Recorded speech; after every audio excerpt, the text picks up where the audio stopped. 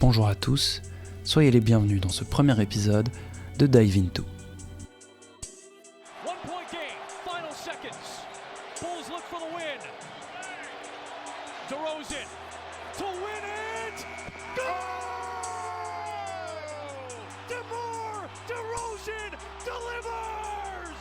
Aujourd'hui, je vous raconte l'histoire de DeMar DeRozan, le roi sans couronne.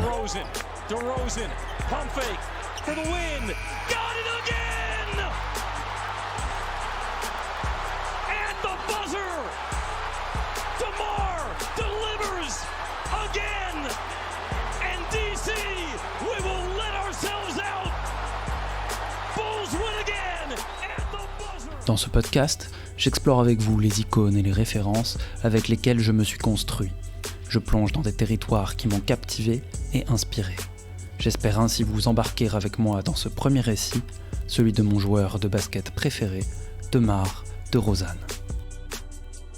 Avant de partir aux States, il faut que je vous donne un peu de contexte personnel, parce que le basketball et moi, c'est une histoire d'amour-haine.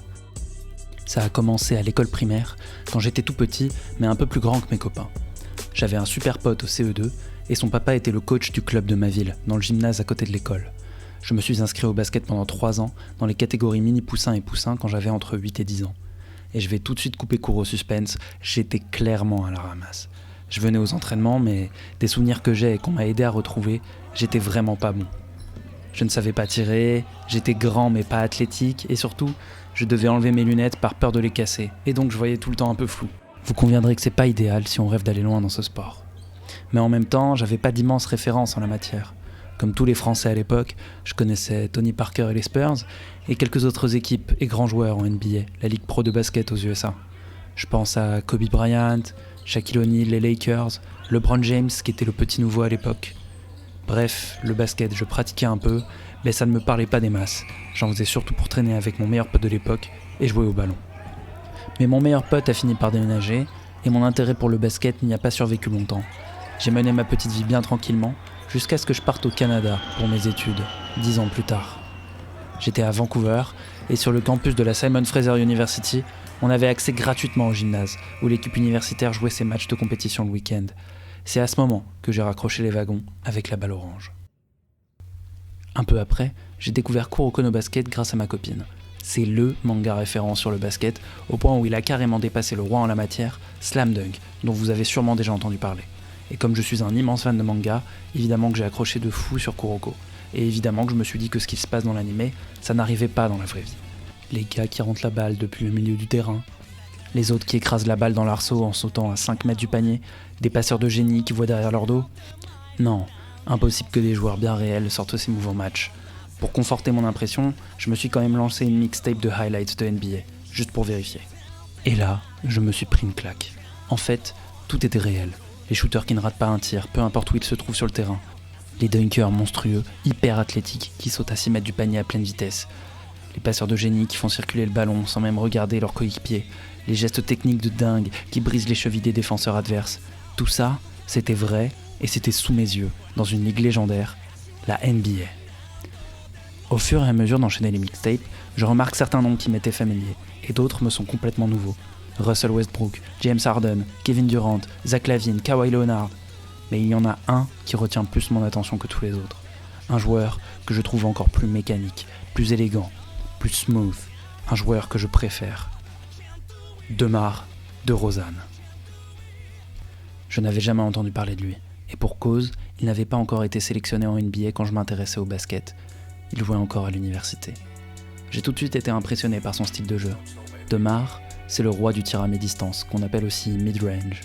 C'est la zone du terrain entre la raquette, où dominent les joueurs de plus de 2m10, comme les Shaq, les Yao Ming, les Dwight Howard, et la ligne des 3 points, au-delà de laquelle excellent les tireurs d'élite, comme Stephen Curry, Damian Lillard, James Harden. Dans cette zone, les tirs sont suffisamment distants du panier pour être techniques et demander un sens unique de la dextérité, et où l'espace avec son défenseur est suffisamment restreint pour exiger un contrôle de ses appuis et une mécanique offensive impeccable. Mais dans cette zone ont émergé les plus grands joueurs de l'histoire de ce sport, Michael Jordan, Kobe Bryant, Kevin Durant. Au-delà de toute volonté de classer les héritages historiques, au-delà des considérations statistiques dans lesquelles on aime tant se déverser quand on parle de la NBA, ce qui m'a fait accrocher à DeMar DeRozan, c'est la beauté de son geste. Dans sa manière de placer ses appuis en haut de la raquette, de créer petit à petit, centimètre après centimètre, un espace avec son défenseur. À force de feintes de départ d'abord, de quelques dribbles de haut panier ensuite, pour se rapprocher du cercle et atteindre ma partie préférée, les feintes de tir successives pour faire décoller le défenseur du sol, le faire se dresser sur la pointe des pieds, le déséquilibrer, provoquer l'erreur fatale, celle que DeRozan attend patiemment pour dégainer son tir en toute élégance et faire claquer le filet après un arc de cercle parfait. Dans la mécanique de DeRozan, on devine les années d'entraînement acharné. Atteindre les hautes sphères de la NBA est inimaginable pour le commun des mortels. Une ligue de 450 joueurs pour un sport pratiqué par plus de 450 millions de joueurs dans le monde, le calcul est vite fait. DeMar est ce joueur parmi le million d'autres, et le réduire à son shoot mid-range assassin ne serait pas lui rendre entièrement hommage. DeMar DeRozan est né le 7 août 1989 à Compton, en Californie, et c'est déjà pas un cadeau de la vie. Compton a longtemps porté la réputation de la ville la plus dangereuse du pays, avec une criminalité record, notamment à cause des guerres de gangs qui s'y sont déroulées, et parmi lesquelles une rivalité devenue célèbre, celle opposant les Crips et les Bloods. Dans ce milieu cruel, longtemps délaissé par des autorités locales corrompues, difficile pour un jeune DeMar de se construire un avenir. Mais Compton a donné naissance à des légendes, d'abord dans le rap, comme pour Dr. Dre, Eazy-E et Kendrick Lamar, et bientôt dans le basketball. DeMar grandit en jouant sur les playgrounds californiens avec James Harden, qui deviendra lui aussi une immense star des parquets, un des scoreurs les plus prolifiques que la ligue ait connu et la terreur de n'importe quel défenseur adverse. Au collège, DeMar gagne le surnom qui lui collera à la peau pour le restant de sa carrière, D-Bo, en référence au gros dur du film Friday, car à 11 piges, il vient de ratatiner un autre collégien de 2 ans plus vieux que lui. S'ensuit un passage remarqué dans l'équipe de la Compton High School, qui lui vaudra d'être classé comme 3e prospect lycéen le plus en vue des recruteurs universitaires. On est en 2008, il vient de mener son équipe à la victoire de son 2e titre consécutif en Moore League, la compète interlycée de Californie du Sud, le tout en marquant près de 30 points par match. Comme tous les meilleurs basketteurs lycéens de son âge, il a participé à la McDonald's All-American Team et a décidé de rejoindre USC, Université de Californie du Sud. Avec les Trojans, c'est le nom de l'équipe, il participe aux 35 matchs de saison régulière, s'illustre avec des performances à la hauteur des espérances qui sont placées sur lui. Hasard du destin, il s'impose en finale du Pacific 10 Tournament face à la fac d'Arizona State, où joue son pote d'enfance, James Harden, et se voit décerner le trophée de meilleur joueur du tournoi. Mais au niveau national, DeMar ne parviendra pas à hisser son équipe au-delà du 2e tour de play-off de sa division. Peu importe, après une saison seulement en université, DeMar se présente à la draft. Il joue sa chance et espère se faire recruter par une des 30 franchises de NBA. La concurrence est rude et la cuvée est remplie de talents et de noms qui ont depuis fait la gloire de leurs équipes. Blake Griffin, le dunker prodige des Los Angeles Clippers, est le premier choix quasi évident de cette liste. En 3e position, c'est James Harden qui est sélectionné pour grossir les rangs d'un très jeune noyau chez le Thunder d'Oklahoma City, une équipe promise à un grand avenir. En 7e position, en sortie de la fac de Davidson, c'est le désormais légendaire Stephen Curry qui est choisi par les Warriors de Golden State, sans que l'on comprenne vraiment alors qu'il venait de mettre la main sur la véritable pépite de cette cuvée. 16 saisons plus tard, le chef Curry est le tireur à 3 points le plus prolifique de l'histoire de la Grande Ligue. En 9e position, c'est au tour de DeRozan d'être appelé.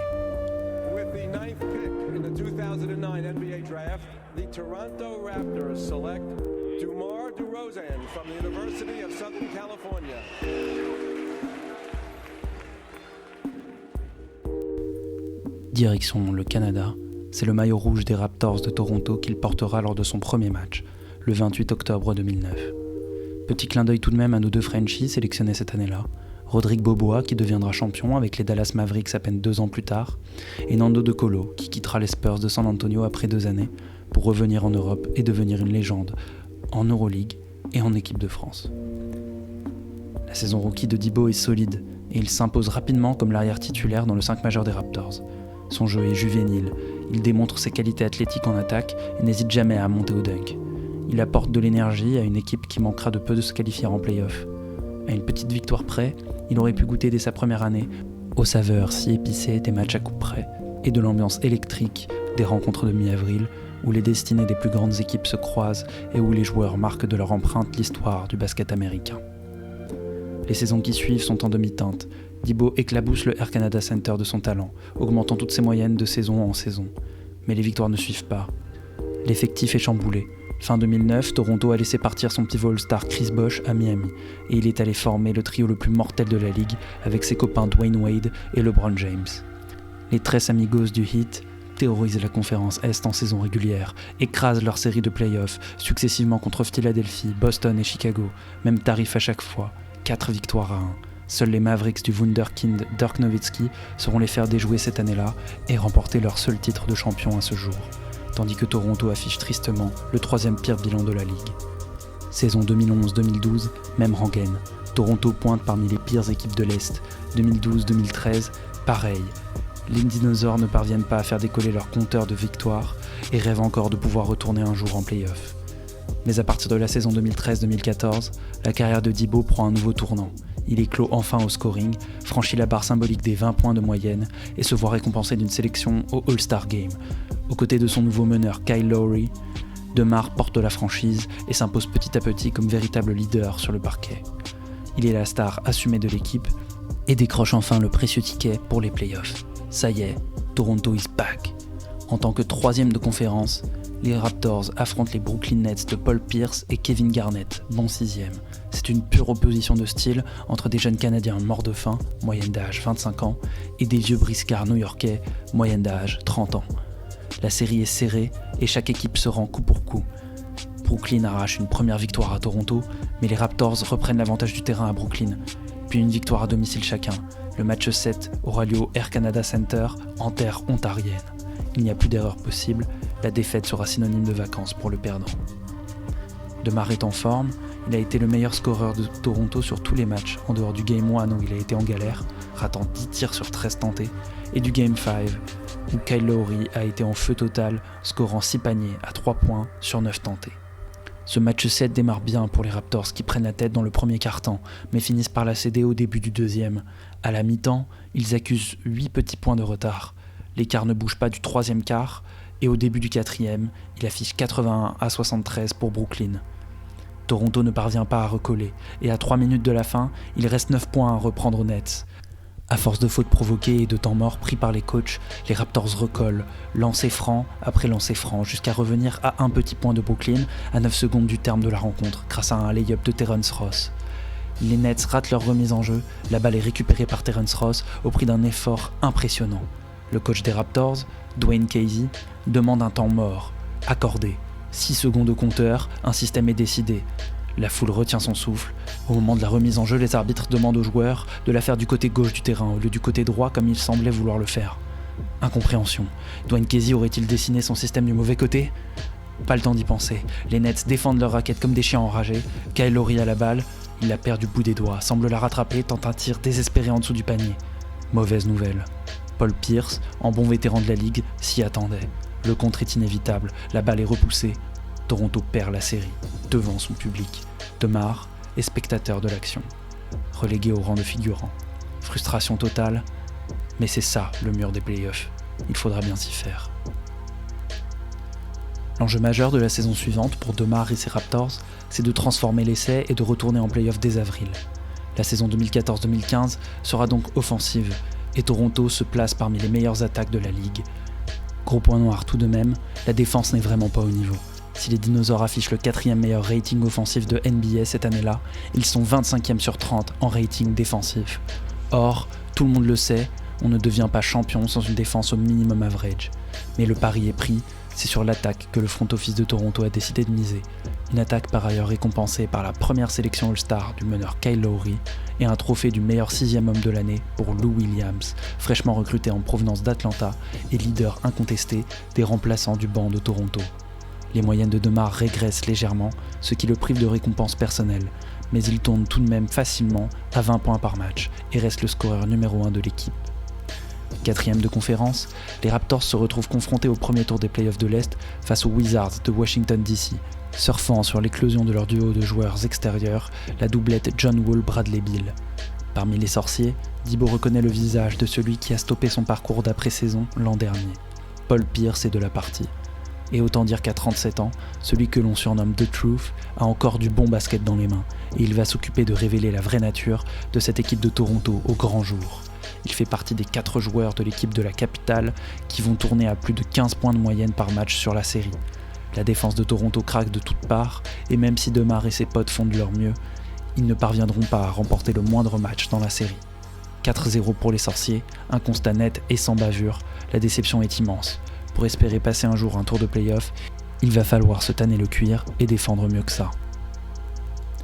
Exit Lou Williams, le pétard ambulant. Toronto recentre la main autour de Kyle Lowry, le meneur titulaire et le meilleur défenseur de l'équipe, et s'entoure de soldats comme Desmarais Carroll, Louis Scola et Bismack Biyombo, capables de remplir des missions défensives sur les meilleurs attaquants et de réduire la marque adverse. En un an, Toronto passe de la 5e pire défense à la 11e meilleure, tout en restant la 5e meilleure attaque de la ligue, avec un DeRozan All-Star à 23 points, de plus en plus technique à l'issue de sa 7e saison dans la ligue. Les Raptors signent alors la meilleure saison de leur histoire, avec 56 victoires au compteur. Une nouvelle bannière de meilleure équipe de la division Atlantique à accrocher au plafond du Air Canada Center, la 3e en 3 ans. Il serait temps de rendre honneur aux fans et d'enfin leur offrir un peu de rêve. Au premier tour, les Raptors reçoivent les Pacers de Paul George dans leur nid. Et autant vous dire que la 6e place de cette équipe d'Indiana est en trompe-l'œil. PG va tenir en respect les Canadiens presque à lui tout seul. Meilleur marqueur de 5 des 7 matchs que cette série va donner, l'ailier des Pacers va terroriser les fans de Toronto toute la série, en tournant à 27 points, 7 rebonds, 4 passes et 2 interceptions de moyenne. Un joueur complet, offensif, fort à 3 points et à mi-distance, redoutable défenseur extérieur et playmaker. En comparaison, DeRozan déroule une piètre performance, bien en dessous de ses standards de saison régulière, ce qui commence à être récurrent, et c'est à la profondeur des effectifs que va se régler le destin de cette série. Mieux armés, les Raptors finissent par arracher cette série en se reposant sur leur défense, une arme insoupçonnée qui leur rend enfin de fiers services dans les moments de doute. En demi-finale, c'est rendez-vous à South Beach avec le Heat de Miami qui a perdu ses stars d'antan. LeBron est retourné en terre promise à Cleveland et Chris Bosh, l'ancien Raptor, est blessé.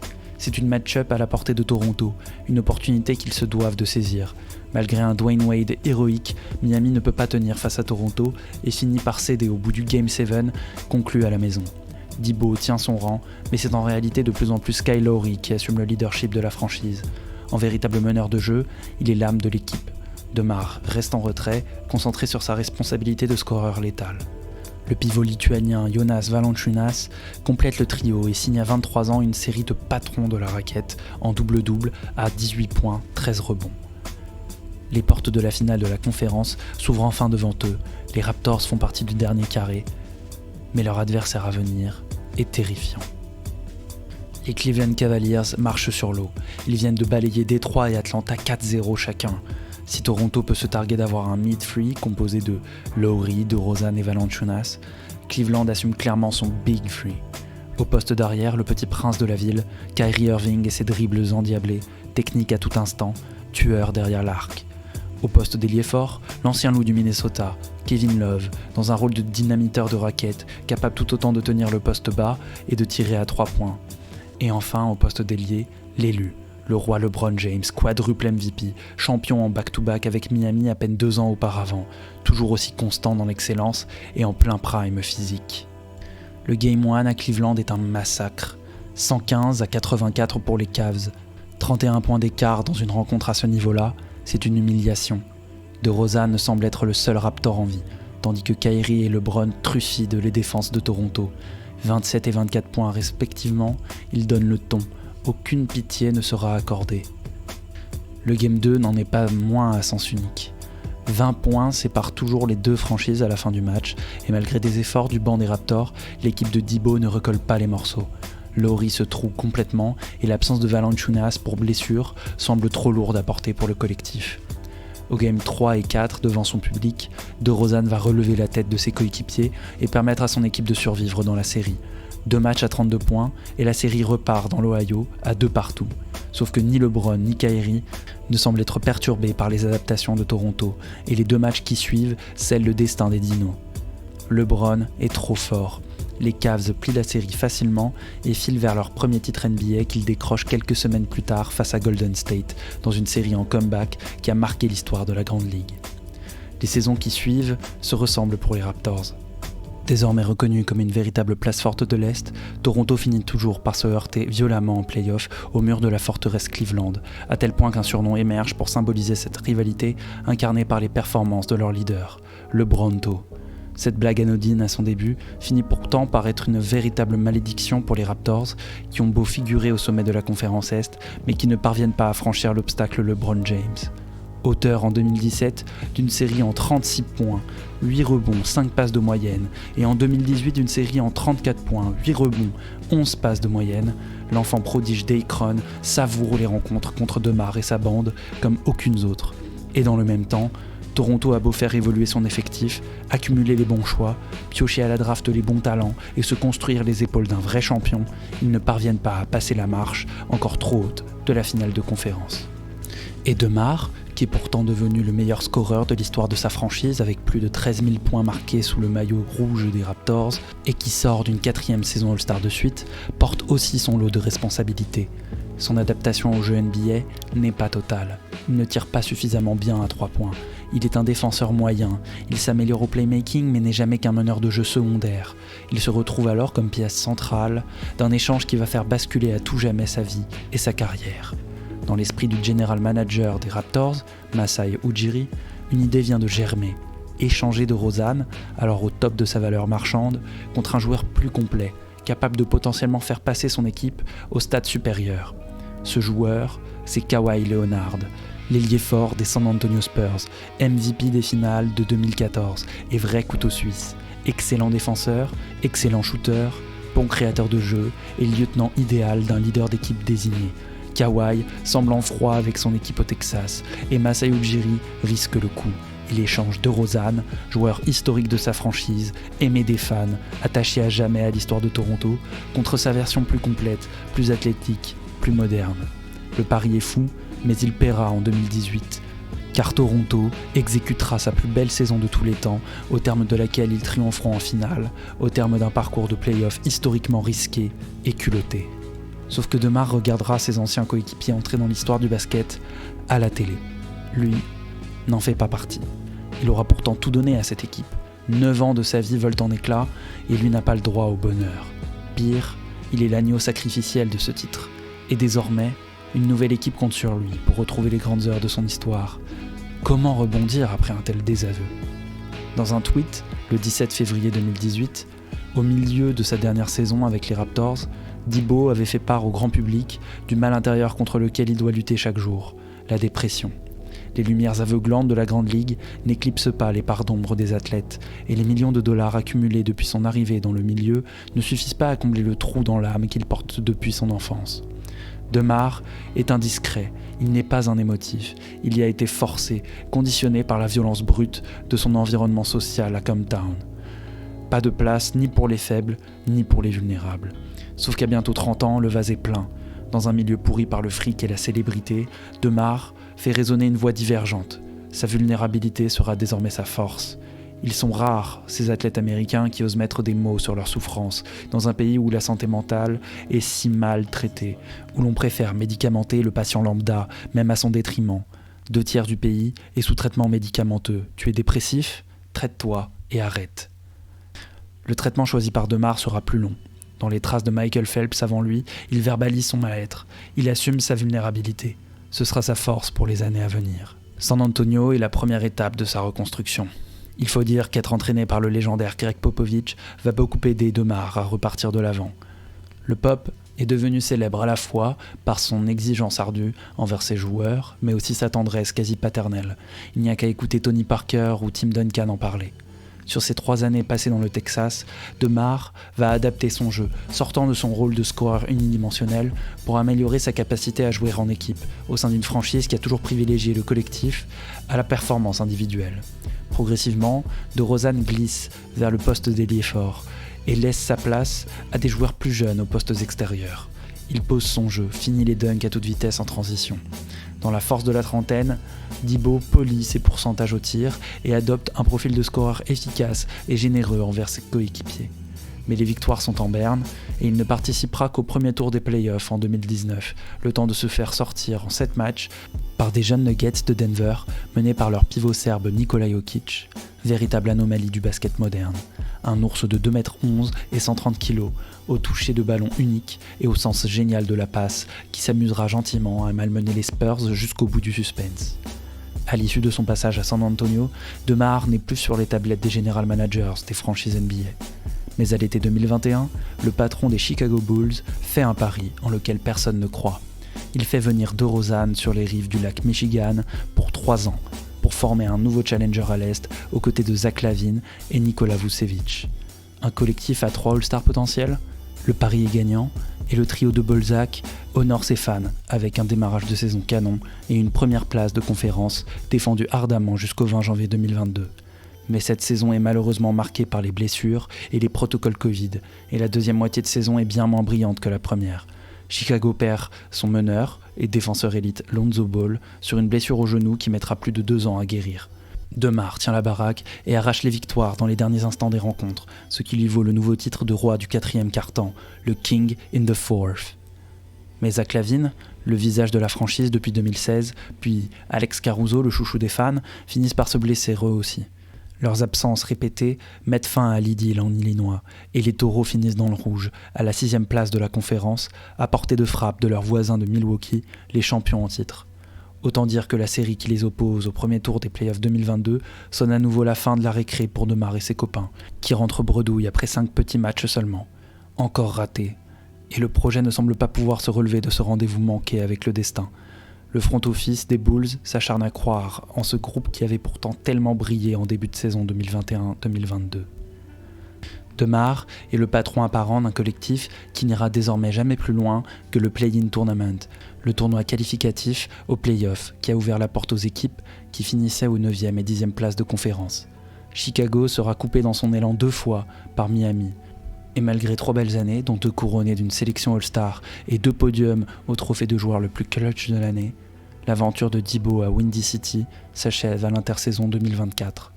À Chicago, il a regagné l'estime des front office et son profil intéresse à nouveau les franchises en quête de gloire, comme Miami, Philadelphie ou Golden State. Fidèle à ses racines, c'est à Sacramento, en Californie, que DeMar pose ses bagages pour les 3 prochaines années.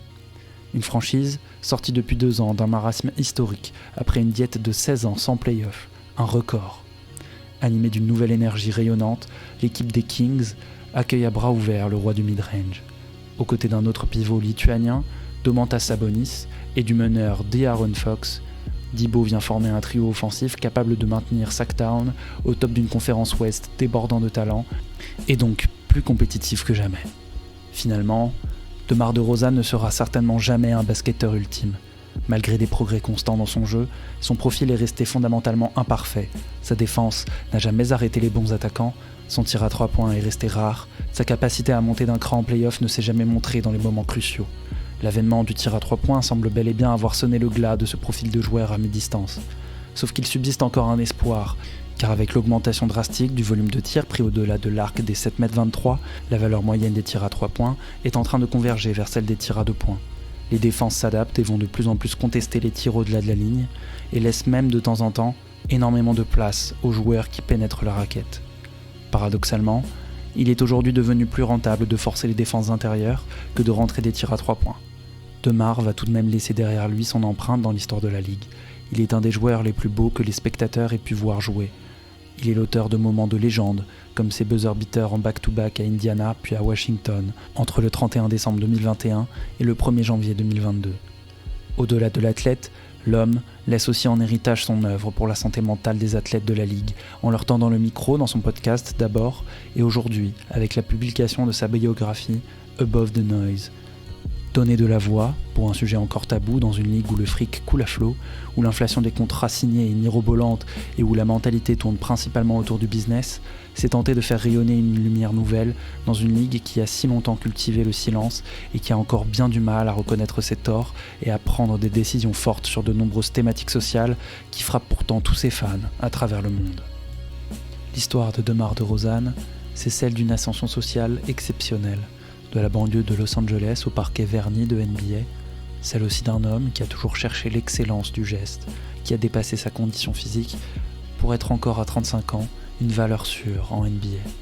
DeMar a saisi sa chance, mais ne nous y trompons pas, c'est à la force de son travail, à la régularité de son engagement et à sa détermination sans faille qu'il est parvenu à entrer dans le club des plus grands joueurs de basket de tous les temps.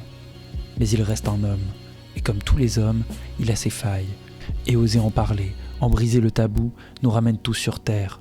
Il n'est pas un héros, il sait ce qui le rend spécial, mais il sait aussi qu'il est comme nous tous. Et si c'est parce qu'il jouait magnifiquement bien que j'ai accroché avec DeRozan, c'est son humilité et sa résilience qui font de lui, à mes yeux, le basketteur le plus unique de la NBA actuelle.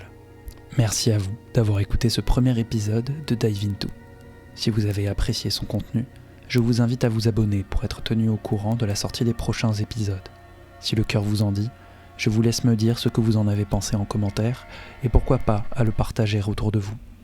Merci pour votre soutien et à bientôt pour un nouveau récit.